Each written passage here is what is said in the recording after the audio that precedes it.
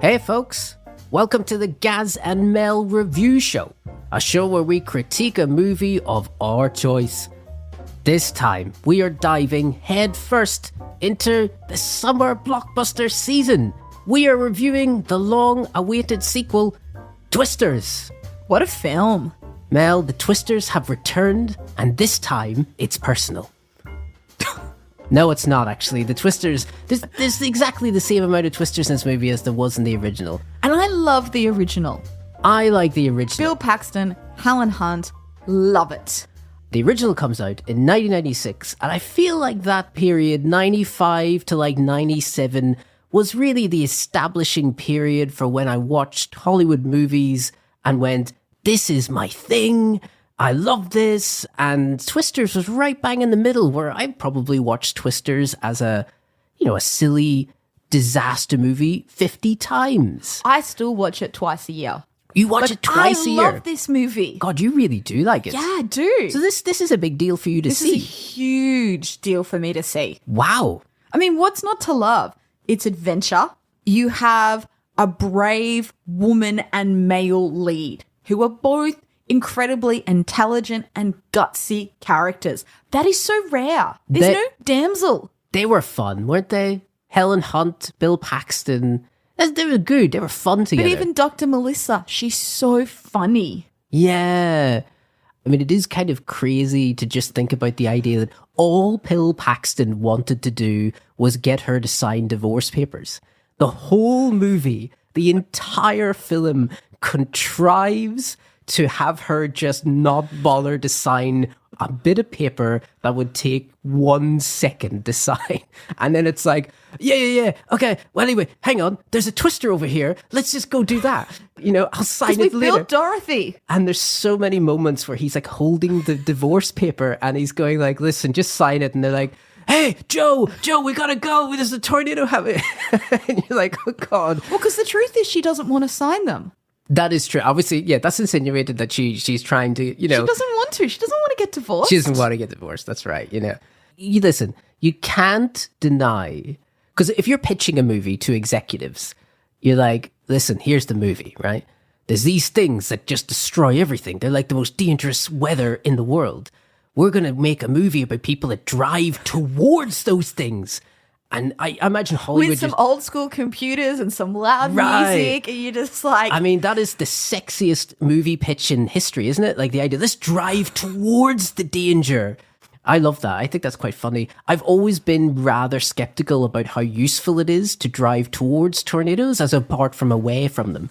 So the idea actually was a 1980s project. Was it? It was actually called TOTO. Totable Tornado Observatory. So what is TOTO then? Is that like the machine they're using in the movie? No. So the real story is actually about a group of scientists, very, very, very loosely. Okay. Because Toto, Wizard of Oz, that's Dorothy's dog. Right, So even the machine they used was called Dorothy. And that's how it ended up in the movie. Oh, right. So, because I do remember, you're right, because I think in the first movie, Dorothy is a Wizard of Oz reference in that movie. Yeah. Because remember, Dorothy and Dorothy's house gets picked up by a twister. That's right. I mean, I was very young, wasn't I? You've seen it like 50 times. I have seen it and quite you still haven't made the reference. Oh, to be fair, I did. I remember making this connection like a very long time ago, and I've just re-remembered it for the first time. I'm genuinely not just trying to save skin. I feel like I did have this in my head at some point. Right. However, in real life, they had to get nowhere near as close. Okay. And Dorothy did not have these special sensors that they were trying to get up into the middle of a tornado. Right. That's Hollywood. But that's cool. It's very cool. And they use the Pepsi cans to make them have little propellers. That was cool. And, don't you love that? I love the little ingenuity of because stuff like the Pepsi can thing in the first movie, that makes you think it's real. Yeah. It's almost like, oh, that's what scientists do, isn't it? Yeah, they use a bit of engineering. They cut up, Pepsi cans. That's how science works. Now, we need to talk about Twisters. Yes, that's true. So we went to see this movie. I have to say, my experience... I was in denial of this movie, which you already know about. I was like, no, I'm not going to see it. It's going to be rubbish. I haven't heard anything, but I know it's not going to be good. I always knew he was going to cave, folks. I just had to let him get there in his own timeline. I had decided that it's not even, it doesn't even exist. I'm not even going to go see it. And then, Mel was like, I've heard some good stuff. I think we should review this movie. And I was like, okay. And then as soon as we bought the tickets and I sat down in the theater, and I was constantly going, nah, it's not going to be good. And then the title comes up and it's like Twisters. And I was like, oh my God, this is going to be the best movie ever.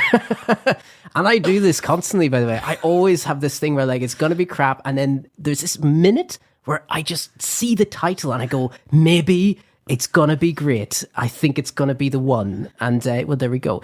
It's I think we both got what we wanted, I want to say, from this movie. Would that be fair to say? Yeah, I had a real nostalgia moment. I feel like that's fair. There is a lot of nostalgia in it. Just a lot of enjoyment. I have to say, I was initially quite surprised that they didn't tie the characters closer to the characters from the original movie. I think that was smart. Yeah, do you? To not do it, absolutely. Just to start fresh, you know? But why do you need to tie them? I don't know, but it's just that this is a Hollywood thing. It's more of an assumption. And it's a bad Hollywood assumption. Yeah, like, I think you've got a point, because I feel like, there could have been, this is the son of Bill Paxton. Why? Or something stupid like that, right? No. But Make them other people. It's quite refreshing, though, that they don't try to shoehorn that stuff in. Because there's enough links to the past. Like, the opening credits has the same font. It does. All the posters look identical. I appreciated the leaning in. We are still chasing tornadoes in four-wheel drives. Oh, yeah. We're still using laptops and raiders and all sorts of stuff. We're still staying at dodgy motels. And the good news is that tornadoes are not going away. No, they're worse. They're getting worse. So when everyone in the movie's going, it's not good. There's more than ever. And you're going, that's true, actually. This climate change, even though climate change is not mentioned in the movie, and that is problematic. I thought that was a curious choice as well. They allude to it. Yeah. The mum has a speech about it. Do you think, and this is stupid, by the way, do you think they don't mention climate change because they don't want to alienate like people who are like, absolutely, climate change is made up, Yes, I think that's exactly what they've done. I think they're being wussy. That's funny. It is. It's interesting. But that's one part of this movie that I feel rings true, is that every time they say it's getting worse, I'm like, yeah, that's how climate change works. It's going to get worse. But shall we set the scene, maybe? It is a huge opening. We've got a bunch of young grad students. We assume they're grad students out tornado chasing. They have Dorothy 4. Yes. And Dorothy 4 was the one that was successful in the first movie to get up. So that's why they call this one Dorothy 4. Right. Now, for the beginning of the movie, and this is ballsy, it is an EF5 tornado. And I've always appreciated them having a kind, EF 1 to 5. Yep. I mean, I think in the first movie it was F5, wasn't it? And that's because they have changed the terminology, which occurred in 2007. So it used to be called F. Okay. And that was, so what they really used to call it was the Fujita scale. Right. And then in 2007, it became the enhanced Fujita scale, which is why we've transitioned from F to EF. And we can all agree enhanced is certainly better, isn't it? I agree. That's good. I'm glad they upped it. But it still ultimately measures a tornado by the level of destruction rather than by wind speeds or any other metric. So it's still not completely objective. It's also a wonderful indicator to the audience of how scared you're supposed to be, isn't it? I mean, that's really what it's for. It's wonderful that this is all built into the science, because they're all like, I think it's an EF1. We're okay, guys. And then somebody will go, it's an EF5. And you're like, oh my God, that's not good. And right. But you need to understand, an EF5 means well-built and well-anchored homes are taken off their foundations and they go into the air before obliteration. Obliteration, That's right. what an EF5 means. Is it, can I ask, and listen, if you don't have the data, I forgive you. Like, is it based on size? No, or- remember, it's based on the level of damage. This is the Right. point. It's It's not damage. objective. And they say that in the movie. Right, it's just like a guide, is it? It's a guide based on level of damage. Okay, that's good. I mean, because to me, everything looks like EF5. It doesn't matter. I'm scared What of do it. you mean? The twins are way smaller than the tornado at the end of the movie. Aye, but if you're in front of them, Mel, They're way smaller and they have way less destructive force. yeah, that's true. That's true. Well, no, that I see where you're going. I do appreciate it. I always remember in the original, they have a lot of fun going, the base is a mile long, you know, and you're going, a mile long? How big is that? No, so an EF5 can be up to 3 miles long. That's insane to me. How thick is that? That's serious girth there, isn't it? Brutal. These are big storms. So we've got these. So and I should say, so Kate Carter is played by Daisy Edgar-Jones. Yes, So that's right. She's our heroine in this, and she's a meteorologist, and they're chasing storms, and they're young kids, and they're going out to, you know, like the goal in this little sequence, right, is to try and control a tornado, like to shut it Make down. it dissipate, yeah. Yeah, and they're doing that by driving into it and then leaving like a little package full of salt stuff. It's this chemical stuff that's used in diapers, basically. Brilliant. And the idea is to float it up into the air and it will dissipate. And it'll dissipate. But they miscalculate. They're not expecting an EF5. They're expecting an EF1 or 2. Yes. And there is that point where you go, oh God, this is not good. You do realize it's going to be like the beginning of Mission Impossible. It's going to be a scene where basically everyone dies except the main characters. And I was not expecting that for an opening sequence. It's quite, yeah. 3 people die. 3 people die very fast, and it's a horror movie aspect to it where they die very quickly, and you see, you can see like an actor basically running to camera, and they just lift off the ground and are, you know, basically disappeared into the muck of the air. It's pretty terrifying. It's horrible. Yeah. Because these are university students who are out having a joyride trying to get a next grant. They're not expecting to die. Yeah. And Kate's boyfriend dies. Yes. Who seems thoroughly great. He seems lovely, but like that's part of the trauma for the movie. Well, that's right. I mean, we need damage to create character, don't we? But they did the same for Helen Hunt's character. Did they? Yeah, her dad gets taken out. He doesn't get into Oh. the tornado shelter in time. She literally, as a little girl, see him fly off into the air. That's right. So the neurosis is like, I gotta save my dad by, you know, Yeah. controlling tornadoes. So yeah, so you're right. History is repeating itself. But of course, Kate, she's been through a lot, Mel. It's a very traumatic experience.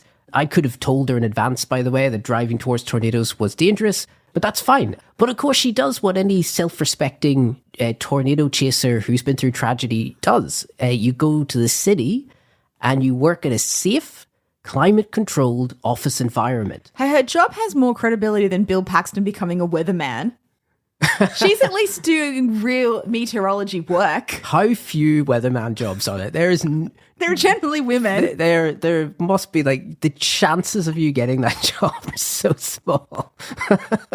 And it's like basically not going to happen, you know? And he's quite old to be becoming a weatherman now. Could you imagine a storm chaser in like today going, gee, I don't know if I can hack this anymore. Well, there's only one job left. You're going to be that weatherman.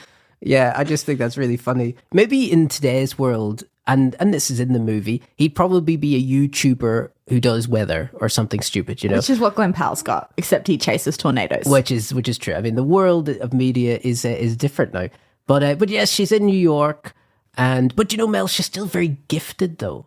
I don't know if you know about Why this. would she lose her gifts because of trauma? But I know the audience is like, oh, by the way, we're going to talk spoilers here. I should really let everyone know. But like, We always talk spoilers. we've always talked spoilers. But like, she's a very gifted lady. You know, she's not just able to look at a screen and go, you know, that looks like Yeah, see, that makes no sense to me. Yeah, she's able to like psychically connect to the weather and then go, I know what's going on. It's going to turn left or it's going to dissipate. I mean, she is But in Bill there. Paxton was the same, which is why Helen Hunt was so desperate for him to join for a week. but Because he also had the gift. but It's the same thing. It's so stupid. No, it's not. You just have to take it as fact that she has a gift when it comes to weather. Well, I feel like when Bill And it's Paxton not did it, psychic. It's just It she is. can feel the air temperature change and the weather pressure, and she knows that means rain. yeah, it's dumb. I mean, like, You just have to accept I it. know. Don't take the romance out of the movie. But I feel like the Paxton stuff in the first one is a bit subtler. I mean, this is literally her like going, I'm gonna connect to the storm. Let me look at. She doesn't. She like looks at the horizon and she's like, Which is literally what Bill Paxton did. That dirt thing. Instead, she uses a flower. Come on, it's the same thing. I don't know. I'm gonna have to rewatch Twister and I think you're adjudicate this. more tolerant because you saw Twister when you were a child. I have debated this. Yes, I have thought, am I more tolerant because I was more open-minded? Yeah, you're as being a- cynical. But I don't think I'm totally closed-minded to this. I'm very willing to suspend my disbelief, but Why is the dirt more credible than the flower? I think honestly the way they wrote it in this is so on the nose. It's not like That's a separate problem. It is a little, like- you can't go. The dirt is fine, it is a little. but the no, the dirt's fine. flowers not okay. No, the flowers okay. It's just so strange. And I'll tell you where this starts from is because Kate Carter, of course, the gifted tornado whisperer, right? She is working in New York, and her old friend, who they have connected through tragedy, is it Javi? Javier. And like he is, She's ignored him for 5 years. yeah, he's been played by Anthony Ramos from Hamilton, and he's you can tell he's in love with her. Still in love with Totally. her. He stares at But he's her. never had a chance because she had that fantastic boyfriend. Yeah, he was great. Yeah, Anthony Ramos, I just think, he's a bit of a Baxter, and so. She's just too good for him. That's all this is about. He's a bit like dweebish and he's a bit awkward and he stares at her longingly and he's like, hey, listen, you got a gift. I never seen anybody that had the gift the way you did. And listen, I've got all these scientists and PhD people that have spent years studying weather and they're looking at graphs and satellite images and things and wishy-wishy things. But listen, all that's bullshit. In the face of your psychic connection to the storm, you're the one that can tell me if it's going to turn left or right because I want to use this 3D tracking technology to scan a tornado. And Anthony Ramos works for a company that is paying for him to do this. And so he's trying to headhunt her to come back into the fray and come on, let's do some tornadoes. And she quite rightly, Mel, says, hey, listen, those things are dangerous.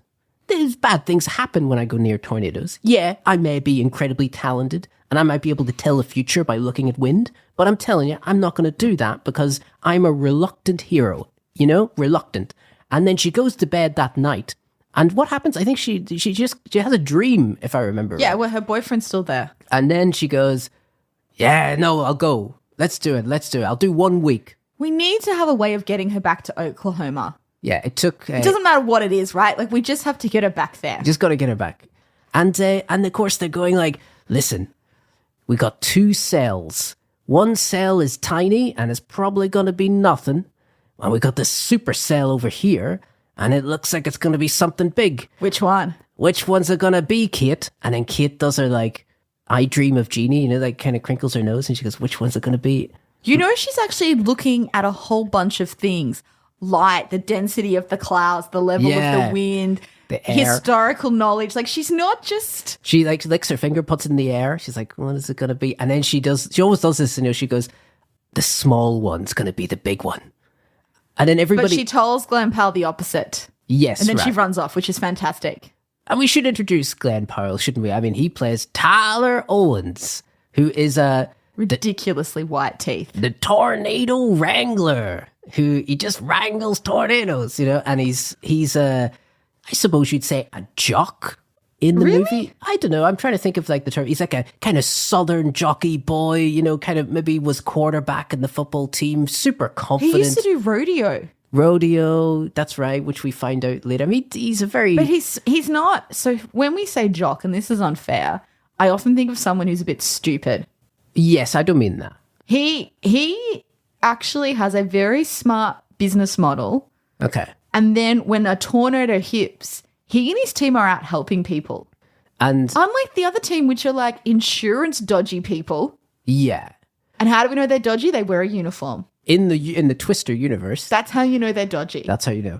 And they have nicer cars. Also, that's how you know they're dodgy. Yeah. The good guys always have older looking cars. Yeah. I mean, that's very true, actually. The movie does that because you're like, oh, look at those. Like it looks like they're sponsored by Apple or something. You know, all the cars are like really shiny white.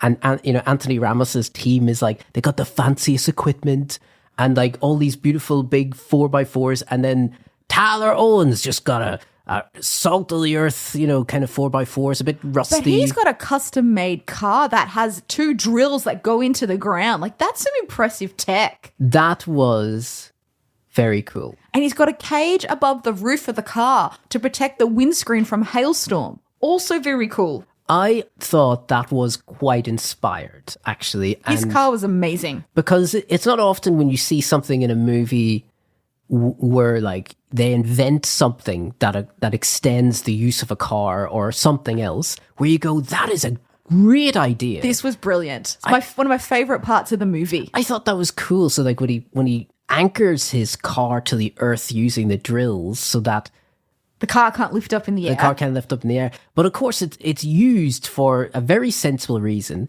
which is... fireworks? Yeah, fireworks is also very sensible. I did think that was a bit mad. Because Tyler Owens is a YouTuber and he needs clicks, gotta get people clicking. The best way, it seems, to get people clicking is to drive your car into the middle of a tornado, anchor it into the ground, and then just film yourselves going, woohoo! And shooting fireworks from your car. Right. And I must say it was both ridiculous and also... How is it not the coolest thing ever? The YouTube world, I could see that someone would be dumb enough to do this. I mean, they would do this. But the thing is, he's not dumb. He is a trained meteorologist and he only can do this really in an EF 1 and 2. Yeah, but I'm not going to lie. I don't think his meteorology, degree taught him that the best thing to do was to just drive in the middle of a tornado. No, but that's how they make money. That's different. Right. That's different. But his knowledge in engineering and everything else means he has a drill in his car which allows him to plant the car. I see what you mean. There's and look at that drone they're using. That drone is incredible. Yeah, that's true. I mean, it makes sense that this movie would have drones because drones are everywhere. It totally adds to the movie. And she's in those cool goggles, so it looks like she's in the cockpit. Yeah, that was pretty good. Yeah, I agree. And it was flown by a woman too, because in a cliche, they'd have it flown by a man. I suppose that's true. And he has a nice, diverse team, Tyler Owens. He's got like a bit of diversity. Or I feel like all of Anthony Ramos's team are like all these white guys. They are, all white men. But he's Latino. He is, that's right. But here's my thing. So the first hour of the movie is kind of a manipulative magic trick. Let's put it that way. Tyler Owens, he's written to be a dislikable character because he's essentially... I think that's way too simplistic. I think the bad guy in movie 1 is written to be dislikable. Oh, this guy's not written to be anywhere near as dislikable. I think the contrast is far less extreme in this movie. Well, and that's what makes it more interesting because in the first movie, it's so much more clear cut between the good guys and the bad guys. Well, I think there is an argument to be made about the idea that, like, if you think about how the opening hour of Twisters treats Tyler Owens and then the other group of Kate and the scientists, there's essentially a split where you've got real scientists with real equipment going, we're here to do real hard data work on this. And then you've got the Tyler Owens cowboys who are like playing, country music at 11 through the speakers of the car. They're just kind of randomly, driving irresponsibly through all the traffic to get to a tornado, almost to turn it into half of it being a tourist attraction for amateur tornado watchers. They're in the entertainment business. Yeah. But that's a legit business. Oh, it is. But I guess the movie's definitely making a distinction where, like, you've got these scientists doing real work to save lives, and then you've got this kind of shallow entertainment ecosystem where it's just about clicks and stunts. But everyone else except for Kate in that team knows they are doing it for insurance purposes and not to save lives. Well, that's right, but I suppose that's my thing, is that the movie's very keen on writing it so that it's almost tricking you into liking the scientists and then hating everyone else. And I think because I was on to the uniform thing from day dot, okay. and I was like, that's not how the Twister world works. I was already sus. Okay, well, interesting. Maybe you see that coming. I mean, I was definitely took it at face value initially, and then Especially when they put him in the matching sports cap.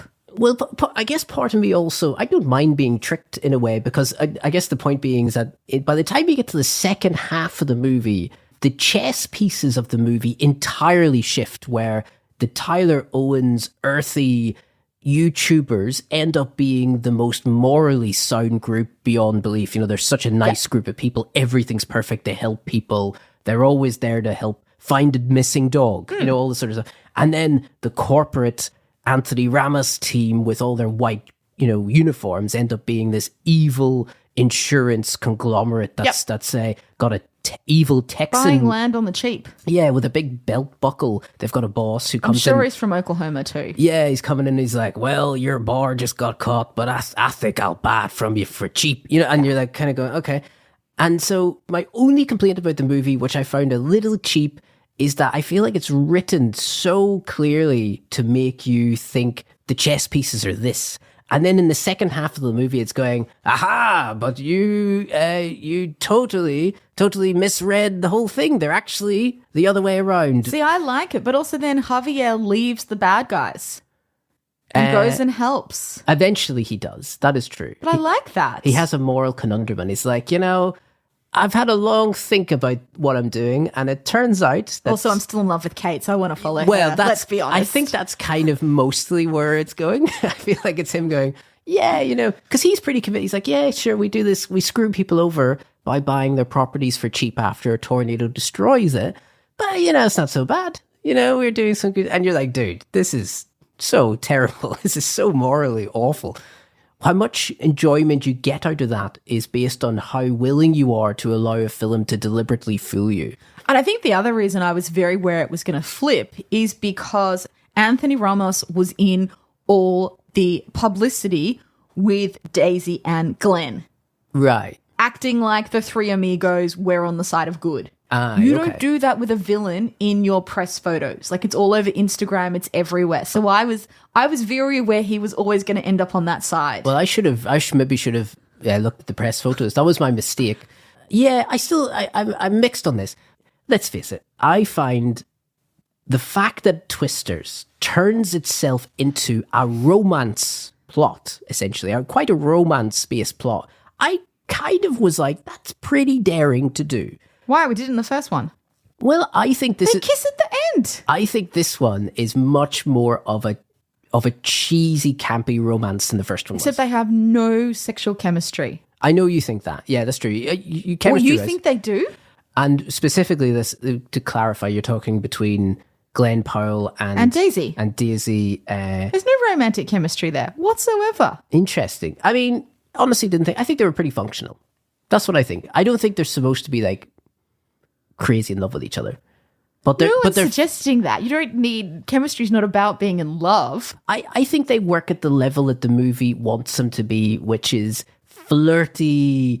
Is there something here? Maybe not. Flirty at all? I feel like they are, yeah. And certainly in the second half of the movie, they're very flirty. I just took it as banter, like between colleagues. I didn't really take it as flirting. That's so interesting. If anything, Mama Bear's being the matchmaker by demanding he stays in the guest room.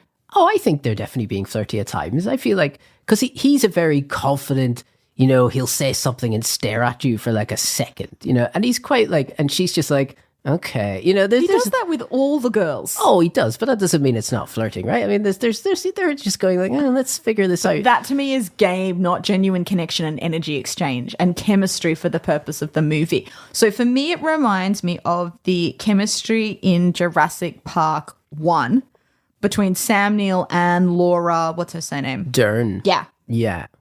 I don't think they ever kiss in that movie at all. No, and apparently the reason why they don't kiss in Twisters is because Spielberg told them not to do it. But it's off screen. I feel like you get the idea that they're, especially at the very last shot of Twisters, you get the impression that they're going to like become a couple. Yeah, absolutely, 100%. But that doesn't mean they have chemistry. feels to me like essentially a teenage romance novel that's been populated by the scenario of storm chasing. That's how I feel about it. I feel like there's, will they, won't they? I think they like each other, but, God, maybe he's not the right one for her. That's very fair. They are more like teenagers. Oh, 100%. It's like very teenagery romance, I think. Because I don't dislike either of them as actors. And the romance plot aside, they are both very functional and do a good job in this movie. Oh, yeah. I just don't think they have any romantic chemistry. Yeah. There's also, and you might disagree, but there's a very deliberate campiness to the romance in this movie that I find is also quite related to a kind of teenagery high school romance, right? Because they kind of get on, but they don't really know if they're right for each other. But he's pretty good looking. She's pretty good looking. They're both very good looking. And they both look at each other and you can see them going, we're pretty good looking people, aren't we? We should be getting together. They also enjoy the intellectual sparring. Yeah, true. And they're both into weather. You like clouds. I like clouds as well. You like rain. I love rain. And so there's this thing where they connect in this silly way. The movie really does turn into a bit of a romance where, she goes home to her Oklahoma farm where her mother, Maura Tierney's there. And then Glen... He's great in the movie. And can I say, Glen Powell's character has a knack for turning up out of the blue exactly when a scene needs him to be there. Because he just appears. Couldn't we just call that good writing? He just materializes out of the thin air and goes, hey, kid, it's me. The handsome man that you've been flirting with for the whole movie. He just materializes from left of screen. It's wonderful. Because we need a barbecue dinner because the world of Twister and Twisters requires a barbecue dinner. Okay. That is true, actually. They do have that in the first movie. They have to go on a date, of course. Glen Powell's he's a suave guy. He's like, Kate, come on, let's go. We're going to go have some fun together. And he takes her to the most romantic thing I can think of, which is the rodeo. And they go it's key for the next tornado. That's the thing about Twisters, though, Mel, is that every time this movie or any of these movies are in a large scene that involves an event or a social occasion of sorts, if you're a writer, the great news is that there's only one conclusion to that scene, and that is for a tornado to utterly destroy it, right? Isn't that why we're at the movies? That's kind of the whole thing. So, but hiding in the swimming pool was brilliant. Oh, yeah, that was a good scene. Yeah. That was a great scene. Listen. And then the dude who stops crawling gets taken out of the pool. It was brilliant. Oh, the rodeo scene is kind of cool. What you realize, of course, it's also an opportunity for them to give Glen Powell's character, because a backstory. He's in the rodeo world. He got too many hits to the head, and that's right. why he stopped. Yeah, that's right. He got hit in the head, and thank God, Mel, it didn't affect his face. I must say, totally different movie, right? But that's also where Kate opens up that she grew up on a farm and she's not a real city girl. That's true. So both of them open up. And so that Glen Powell is from the rodeo world. The guy that's running the rodeo in front of hundreds of people, he almost looks at Glen Powell and goes, hey, buddy, how's it going? This thing. Yeah, nothing to do that he's a celebrity YouTuber. I honestly thought the movie was going to do this thing where they were going to say to Glen Powell, hey, come on, you used to do this. Let's see you do it one last time. There's a version, I'm sure there's a deleted scene where they do. It would have been unbelievable. It would have been horrible because then the tornado comes and he's on a horse. That would have been so good if this is the most American scene I've ever seen in my entire life. It was fun. And as Mel has already said, when you see a tornado smash through a stadium, you go, well, that's what I'm here for. That's what I'm here to see. I can't say I was emotionally wrapped up in it, but it was interesting to look at. Now, we need to talk about the idea of Kate having a theory for how to make a tornado dissipate. Oh, yes. The science behind it. The science. Yeah, which is, how accurate are we talking about here? Okay, so we've got the barn where she had her kind of childhood lab. Oh, yeah. With the middle school project. It's like the greatest middle school project in the history of middle school. There's an industrial fan in the middle of it, which makes the things go up in the air. Like, she didn't make that crap out of matchsticks. No. That thing looks like a professional. It's also hand-painted. It's amazing. Because she turns it on, it's like, oh, this is like my crappy middle school project. Look at it. It's unbelievable. I know, but she's a maths and science genius. Yeah, She's true. not some psychic. Yeah, she is such a perfect character. It drives me mad in a way. You want her to be flawed. I wanted to be something other than beautiful, perfect, and a genius. Her haircut is not as amazing as Helen Hunt's $1,000 haircut in the original movie. Helen Hunt's, I like her. Helen I Hunt's like her. hair is phenomenal. And I don't know why I'm saying this, but I feel like Helen Hunt is flawed in the first movie. She doesn't feel perfect, I suppose, is the point. She's not a perfect person. She's very flawed. Yeah, I feel like, but there's something about Daisy Edgar-Jones as a character. She's perfect. I mean, she's perfect. I mean, she's just so smart. What do you mean? She ran away to New York for 5 years and basically refused to talk to her mother, had no friends. Oh, please. That is the most perfect problem anyone can have. I mean, like, honestly, like, it's not like, God, I've got a real problem. I'm being paid like, 6 figures in a shitty office job where I'm like a genius at looking at weather on scans.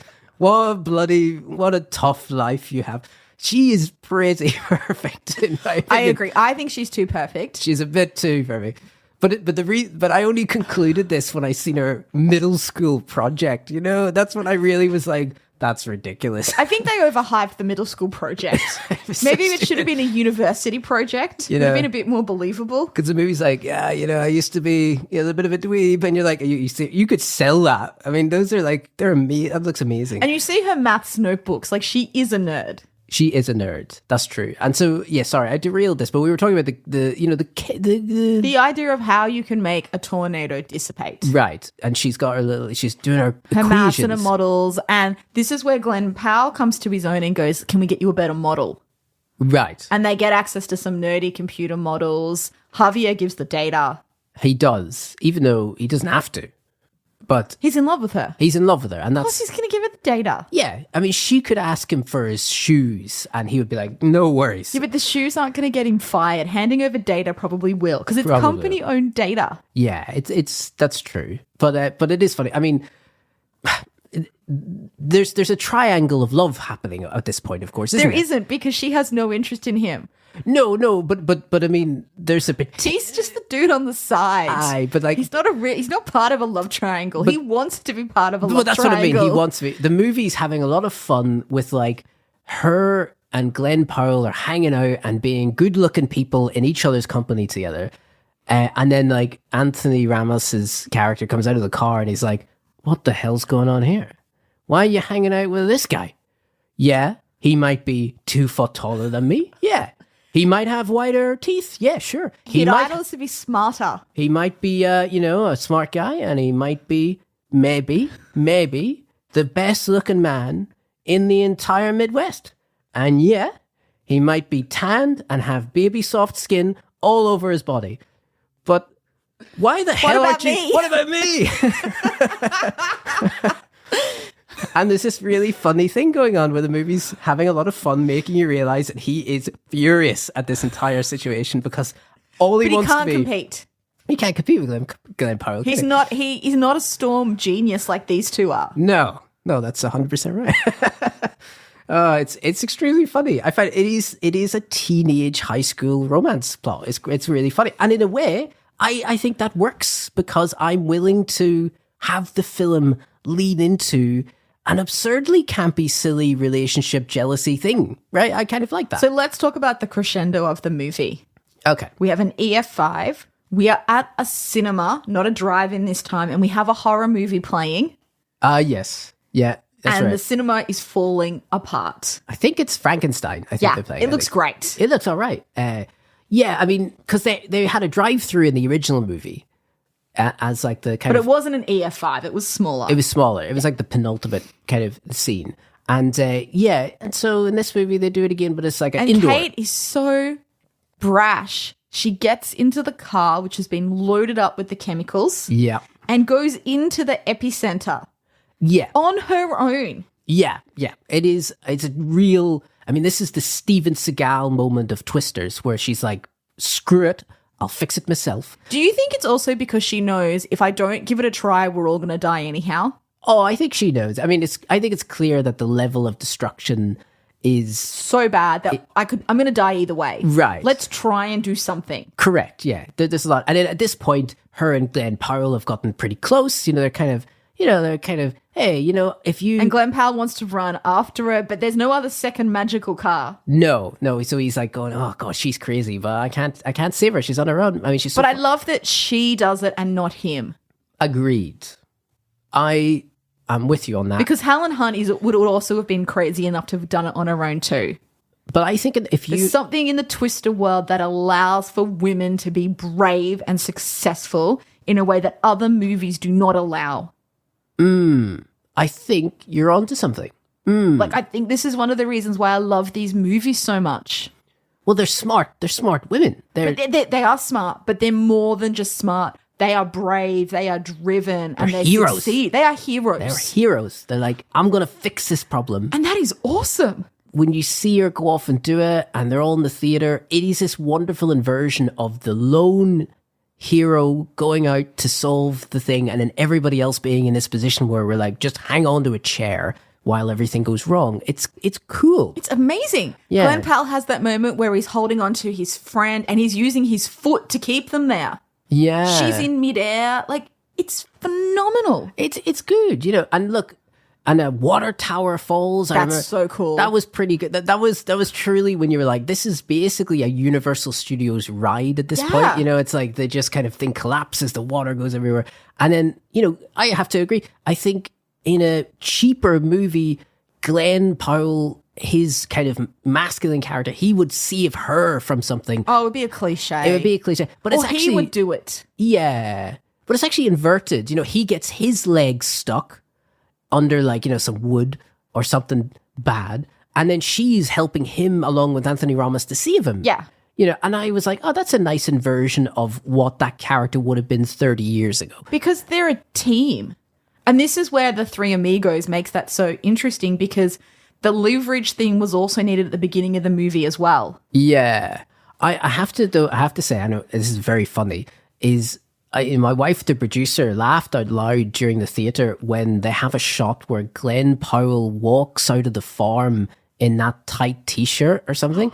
And he looked incredible. It was a white T-shirt. The rain started. He's got the cowboy hat on. I'm like, this is a Mr. Darcy moment right here. It's such a conscious, let's make him a male stripper for this minute. You know what I mean? No, he's not a male stripper. He's Mr. Darcy. Is he? Well, I don't know. Yes, because it's the same white. Mr. Darcy had a shirt as opposed to a T-shirt. Oh, okay. This is an American version of Mr. Darcy. And he has the swagger of a certain walk, and it's so funny. And then he walks out and he's I don't know, the movie's I loved it. It's very funny. It's very because funny. What they've done is they've sexualized the male lead rather than the female lead. Which is totally what they've done. You're right. I mean, I have to give them props. They don't sexualize actually Kate Carter at all, I think, actually, which is quite refreshing. But they didn't for Helen Hunt either. Which I totally true. You're right. I mean, she was attractive in her own right. You didn't need to do anything. No, but in another movie, they would make basically half the top rip off and this and that. Right. They didn't do any of that rubbish. Yeah, especially there's wind. We can do something here. And they don't. Yeah. And she's in long pants for most of the movie as well. She's not in stupid, really short shorts or any of that kind of stuff. She looks like she's Twister chasing. And that's why also I think, really the backbone of Twisters is a kind of a teenage romance novel. It has that funny, camp, silly, kind of innocent naivety in the romance. There is some very much naivety. And there's no stilettos here. Like some of the Jurassic Park sequels, one of them, she's in a stilettos for half the movie. Well, there's no... You're like, this is ridiculous. Oh, look, I mean, that movie was terrible. That was not good. I mean, we talk about lack of chemistry. That's the movie to choose. But, I think... There's no, essentially, all the tornadoes have consequences, right? They all have consequences. People die, people get injured, people lose their houses. They're real. It matters. The film really is going look at the destruction, isn't it awful? But then when it comes to the romance of it, what's refreshing is that there's no consequences to the romance in a way. Because it's pre-romance. Right. They haven't got there yet. That's what's, I think, maybe fun because... You're in that stage where you're like, maybe I'll go on a date, and it's like, oh, I'm excited about this. There's that fun where you can enjoy that. But of course, Kate does do the crazy thing. She drives into the middle of an F5 tornado. And I'm not sure with the science stuff, based on how strong an F5 is, that even drilling into the ground, that car wouldn't be flown up in the air. Oh, I'm with you there. Like, I don't think that works. But in movie land, sure. Listen, I'm not a scientist. You know that. I'm not either. I am going to say that's bullshit. You know what I mean? At the very least, the glass would have shattered. Oh, yeah. She would have been pulled from, you would have been totally destroyed. No. You know, but it's cool. There's a tension to it. And of course, all of the baby nappy stuff. This is tense. So look at me describing this. The baby nappy powder goes all up into the tornado. Plus with the iodine, and then it magically stops. And it magically stops. And I mean, stops like bang. It's done. Show's over, with folks. 8 barrels of it. Not very much either. Everyone, you're welcome. You know, it's a real Team America moment. Science says no, but it's great. Yeah, it's kind of a fun thing. And you know, I love Hollywood movies are great. The sun is out. You know, it's like it's a summer's day suddenly. You're like, this is so good. But one of my favorite scene maybe in the whole movie is that Kate's like coming out of the car. She's bleeding because she just saved the day and she's been through a lot. And she comes out of the car and she's like, oh man, I got a head wound. Oh, this is tough. Gee, I might have to go to the emergency room and get sorted out. And then she looks up and there are 2 men who are vying for her love, slowly running to her in slow motion going, love me instead. Oh, that was wonderful. And you see Glen Powell on one side, all 6 foot whatever of his man muscle, you know, and then Anthony Ramos is a little dweebish guy coming in going, no, I'm good too. And they're helping her up, Mel. They're going like, it's okay, we'll help you. You're almost like, give her a minute to breathe, for God's sake. She's just been through. No, but remember, they're all awkward teenagers, so that's perfect. That's what it is. Yeah, I mean, Glen Powell's like a 35-year-old man. He plays like a 15-year-old teenager, like going, oh God, you know, are you okay? But she's playing a 16-year-old too. That's right. That's why it works. Yeah, that's why I find it really great because you're like, it's like Grease. You know, everyone's way too old to be playing the role. It's really cool. I thought that I really enjoyed that. Even at the end of the movie, they're like, this is teenage romance plot. It's great. Totally leaning into it. And right up until the last scene, they're just doing that movie. They're going to the airport. And that airport scene is fantastic. It's so good. Drilling into the road. I enjoyed that. I have to say, I really liked that. And it's so campy. I mean, it's from a different movie, nearly. It's this. It works. It works. I don't know how he drills into the concrete. Don't worry about that. I know. It's Hollywood. Doesn't matter. Mel's like, I'm already sold. I'll do whatever it takes. It's fascinating. And then. Well, because what matters is the car can't be moved. That's the point for the plot that matters. Okay. Yeah. It doesn't matter. He could have deflated the tires. He could have done a bunch of things. But because he's already used the drills in the movie, it makes sense to reuse the drills. Right. And they're not talking like adults talk, where they're like, listen, I know you're a professional, I'm a professional, and we got different priorities, but maybe we can find out a way to compromise this and see if we can date. I mean, there's none of that, right? They stare at each other like, I don't know what to say. Well, I'll see you around. You know, there's this awkward thing. And then she goes into the airport and he's just like, screw it. Javier basically tells Glen Powell, get it together. Consummate your love. No, he's basically giving permission. You've won. You're the better man. Well, yeah. Go and... He should have just went, well, duh. I mean, like, you know, what am I going to tell you? You insurance fraudster, you know. And so, Glen Powell goes into the airport and this is so cheesy. It was so fantastically cheesy. I was so surprised how cheesy it was. And they look at each other and then they get an announcement and it's like, guys, this is the airport guy.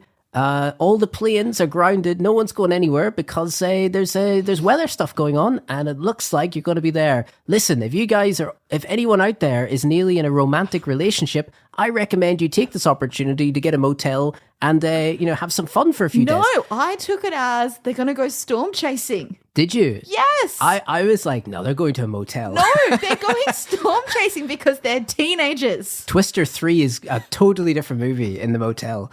I honestly was like, these guys have been like, I agree with you. I'm not saying they have chemistry, but they're such good looking people that you're like, they're sleeping together immediately, right? No, they're going storm chasing. I don't know if that's what they're going to, I think that's what they're going to do. But you see them walk off screen and it fades out and you don't have a kiss, as we've said. Yeah. They don't do the thing. Which And in is this good. movie, I think is really important because there is a lack of romantic chemistry.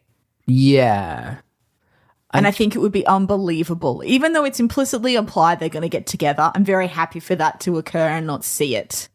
I love a good kiss at the end of a movie. Love it. Right. But I think in this moment, it would have been horrible Really? because they have no chemistry. I feel like the scene at the airport, they're like, yeah, I'm horny. You know, that's kind of what it is. You just think because they're so hot, that's what they should be. Well, isn't that what they think? I mean, I feel like that's where we're going. Is it romance novel? I feel like this is where we're going. You know, I feel like that's what the only thing they're missing is a fireplace and a glass of wine. I mean, honestly, this is They're teenagers, remember? That's true. A glass of Milk, cordial, soft drink. cordial. Yeah. That's it's still the same thing. The second half of the movie, when they really do a romance plot with tornadoes, very refreshing. So my only criticism of this movie is I think it's a little bit too long.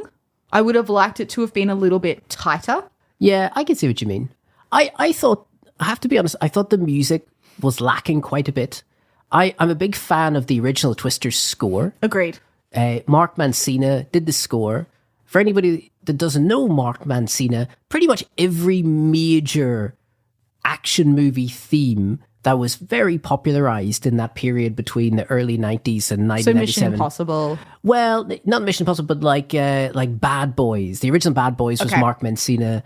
A lot of kind of Michael Bay kind of stuff around that time sounded like his stuff. Like, you remember the Speed theme from the movie Speed? Yep. You know, this is what he was so good at, is creating these really amazing themes. Twister, I always loved the way he scored Twister. I thought it was really great, full of adrenaline, had a great theme. I could sing it now. It's very iconic. I think what's different is they've tried to use more regular songs. So Shania Twain has a new song for this movie. There's a number of other countries, people that have released songs as part of the album. So it's a different approach. It's a different approach, and I think maybe that I wasn't a massive fan of it. I think the lack of a genuine, meaty, muscular score is something I'm a little bit disappointed in. Fair. Now, what would you score this out of 5? Well, I have actually debated this quite a bit. For a summer blockbuster, so we're not comparing it to a Titanic. Like it's in comparison to like a Jurassic Park, an Independence Day, those type of movies. Right. So here's the thing. I'm either going to be forgiving or I'm not going to be forgiving. And the score is different. And I've been struggling between the two poles. So I feel like I need to find a middle ground. To be honest, I think I'm not the biggest fan out of the first half quite a bit. And I do think the movie is quite silly. And I embrace that. But in the scheme of 90s blockbusters, which I quite enjoy, I can't give it a hugely high score. So Really? I'm going to... I repeated this to myself. It's not a film made in isolation. It is a movie that's being made as a sequel to another movie. So I feel it's only fair to at least draw a comparison to the effectiveness of the original Twister, which is fine.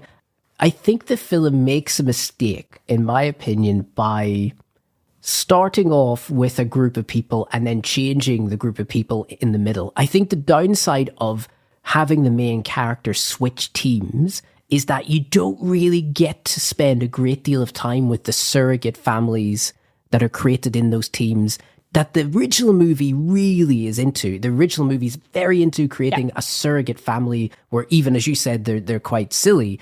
They all have this kind of love for each other, you know? And so I think that's kind of missing. And so what I'm left with is this kind of campy, ironic, funny romance plot, which I enjoy, but I'm not sure that's enough substance to make me give it a good review. So I'm going to compromise and I'm going to give it a 2.5 out of 5. No halves. Nah, I'm going to give it 2.5 because it was either 2. Pick a number. Whole number only. Come on. I think I give it 3 the day I saw it, but I might give it 2. I think I might give it 2. It's a cruel. I know. I feel so harsh. I think it is harsh. Yeah, I think it's cruel, but I think that's where I'm at. I'm giving it a 4. Right. Okay. I had a phenomenal time in that cinema. Yeah. I audibly heard you laugh so much. I had so much fun. Like, it is a fabulous movie It doesn't take itself too seriously, and it knows what it is. And I agree.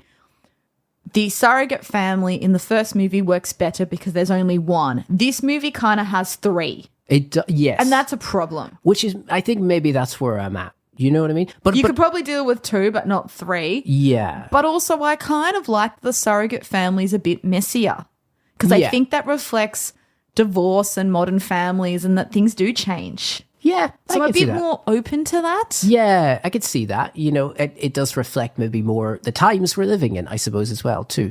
Yeah. Hey, listen, the tornado action was super fun. Phenomenal. And can I just say, you know, considering my review, if they make another one, I'm ready to see it. Oh, I will go back. You know, I'm actually willing. I still think, as silly as it sounds, I mean, look, the plot's got to be the same damn thing, isn't it? I mean, isn't that why we go and see a movie about twisters? There's only so many things you can do, isn't there? Like, we're going to drive towards it. That's pretty much the plot. But I love that. I know. If they do it again, I'll be open-minded to like enjoy it. I think there's a way to do it. So yeah, agreed. And the Rotten Tomatoes score, you know, interestingly, is 76% critically, which is, you know, pretty good. Huge. That's really quite a good outcome. 92% audience score. And I think that's why it's getting such a good audience score, because people who are going love and adore the first one and are having a great night out. I am in full support of Good Nights Out, Mel. Full support. Thanks so much, guys, now for listening. Don't forget, you can go onto our website at realmoviesfakehistory.com. My Twisters review will be on there. So go and have a look and check it out. You can subscribe to us, don't forget, on YouTube as well. Check out our videos on there. And if you haven't subscribed to us on the podcast, on your podcast app, please do. It really makes a big difference. And our next episode, by the way, now what are we doing? Well, it depends when this comes out. That's very true. I think this will come out first. I think I will put this out quite quickly. Okay. So the next one is on She Said. She Said, that's right. So we're going to be doing She Said, which will be our next full-length episode coming out soon. Sounds good.